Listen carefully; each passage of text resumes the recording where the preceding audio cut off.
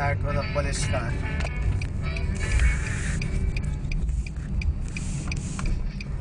Good morning, Everyday Montaigne. Listen up, all you fans of Dennis Lehane, the author of the darkly compelling novels Mystic River, Shutter Island, and Gone Baby Gone, has lost his beloved rescue dog. The novelist describes Tessa as immeasurably sweet and says she jumped the fence of his home near Boston. Lehane is offering a unique reward to whoever helps find her, a character named after you in his next novel. Hopefully, a happy ending for a novelist who doesn't write film. It's Morning Edition. From NPR News in Washington, I'm Laura Baum. Top Democratic and Republican congressional leaders will head the White House today with President Obama in an effort to forestall automatic tax hikes and spending cuts starting next month. NPR's David Welner reports. Ohio Republicans.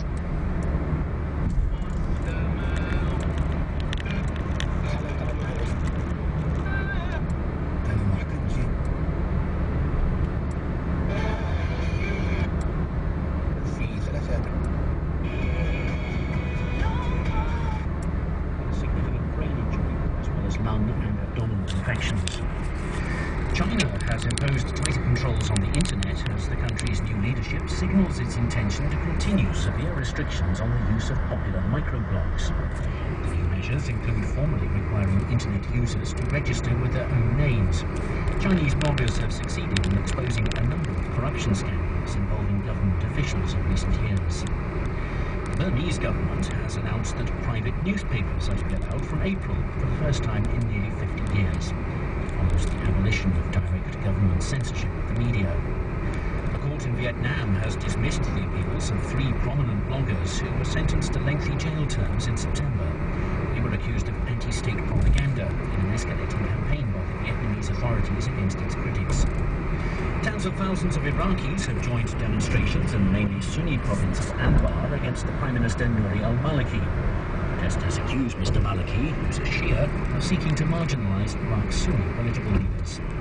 And a 6-year-old British girl, Atiya, who was abducted by her father 3 years ago, is finally returning home after being tracked down in Pakistan. Her mother said she hadn't even known whether Atiya was still alive. BBC News. You're listening to the BBC World Service. I'm James Kumarasamy with News Now. Doctors treating a young Indian woman whose gang rape on a bus in Delhi has provoked widespread revulsion and angry demonstrations say that she has sustained a significant brain injury. The 23-year-old student remains on life support in Singapore and is said to be suffering from lung and abdominal infections after she was beaten with an iron bar and raped repeatedly. Our Delhi correspondent Sanjoy Majumdar has been assessing the doctor's comments. They said she was fighting against the odds, fighting for her life. They said apart from the significant injuries she had received and which were being treated when she was in India, she had also suffered a cardiac arrest while she was in India before being flown out to Singapore, which was, of course, on Wednesday night. And since then, they've now saying that she's also suffered significant brain damage. And why was she taken to Singapore? It all happened very quickly. It was a decision that was taken by the government, although the government says it was taken on the basis of medical advice they received from doctors. And the government says they took the decision to basically give her the best medical care possible in an area or a location which wasn't too far away, so presumably she wouldn't have made it to Europe or North America, which is why they picked Singapore. Now, one of the things they've talked about is the need for a possible organ transplant. She did suffer extensive damage to her intestines, which had to be removed, and that's one of the things the government mentioned as being one of the reasons why they had to move her. But there's also a sense that they felt they really had to try and do all they can to save her life, which is why they sent her to Singapore. Sanjoy Majumdar. Well, the attack prompted protests in India by people calling for stronger laws against rape and more protection for women. Now the Indian government has responded with a plan that would name and shame rapists. A database is being prepared that will provide names and photographs of convicted rapists to anyone who wants to access them.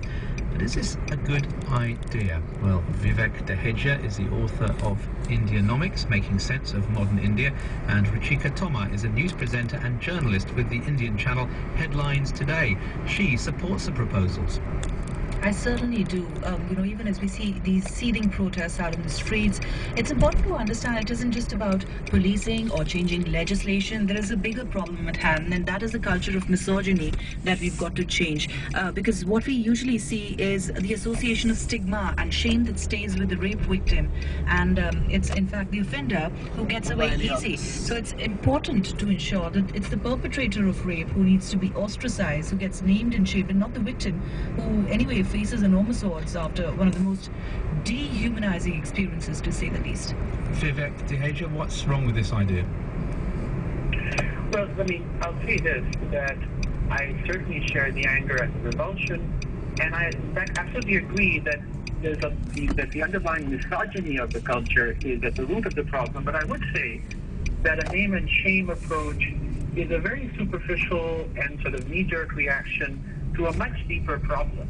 And I think if one looks at the roots of the criminal justice system in India, it's very largely dysfunctional. If you look at the fact that only about 25% of rape trials end in conviction, that's a shocking statistic. And that tells me that if only a quarter of the people who go on trial for rape or sexual assault actually have a prospect of going to jail, of being behind bars, what's the point talking about name and shame and ratcheting up punishments? They've talked about, some people, about the death penalty, chemical castration. This is looking at the wrong end of the criminal